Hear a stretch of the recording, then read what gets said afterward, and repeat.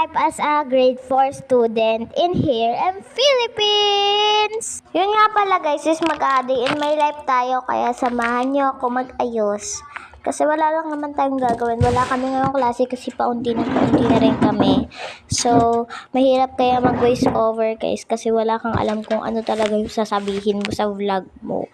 Pero gusto ko kasi mag-voice over kasi sobrang ingay ng mga oras na yan, yung electric fan. So, yun nga pala guys is, ayan, mag-aayos na nga pala tayo dyan. And, tapos naman yan is magtututbrush tayo at maghihilamos. Magtatali muna tayo para hindi maghag ang ating buhok. Yes po mga tay! So yun nga pala guys is magtatali na tayo. Muna ako ng tali dyan, syempre. Aday, patapos na rin tayo dyan kasi syempre magtatali lang muna tayo para hindi buhag ang buhok. Syempre naman.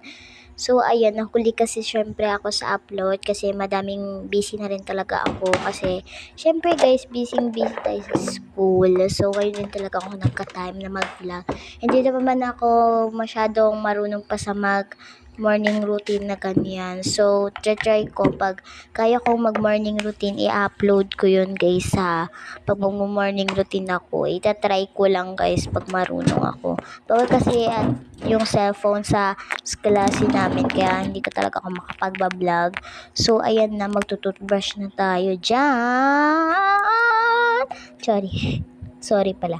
So, ayan, kukuha muna tayo ng toothbrush. Siyempre, pasensyahan nyo na kung alin yung ano nyo dyan, nakikita nyo. So, tingin-tingin lang kayo dyan. Ayan. Nag-stop pala ako ng voice over kasi kanina pa talaga pause na ako. Kasi sinisipan ako ngayon. So, ayan. Tignan nyo naman, mag-toothbrush ang ate girl. Pang bata pang toothbrush. Pero, ganyan naman talaga yung ginagamit kong toothbrush. Wala pa kasi akong parang masyadong malaking toothbrush. Ganun. So, ayan. Pinakita niya pa ang wow. Charis. Nagtututbrush talaga ako niyan. Pero pagkatapos naman yun, kakain ulit siya. Diba, charis. So, ayun nga pala guys. Nag-voice over na lang ako kasi hindi ko naman masyadong gusto. Kasi syempre, sobrang ingay ngayon dito yung electric fan. Pati rin mga manok dito.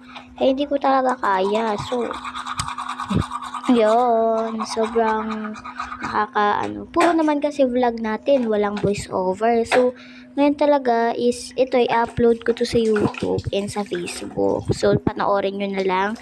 Kahit hindi nyo naman gawin yung share, like,